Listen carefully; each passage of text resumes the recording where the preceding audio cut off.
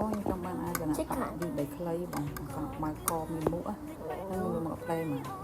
ឈុតវាមកកន្លែងមកហើយខ្ញុំយកជើងអាយដែរ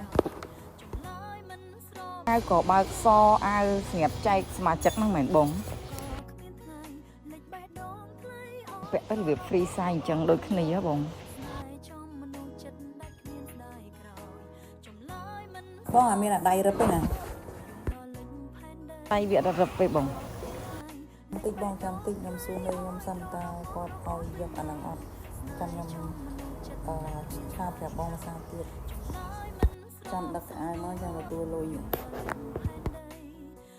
អាហ្នឹងឲ្យអូនចាំដឹកអីវ៉ាន់ដល់ស្អែកចាំបាញ់លុយមកអូនជាអាយក៏បាយក៏បងទីច្រឡំដាក់កមួយមកអីជួយមើលគ្រប់អស់ផងដែរពួកយកទៅខាតបាយទឹកអស់ទៅរੂបាក់នឹងហើយអូនក៏បើកតាអូន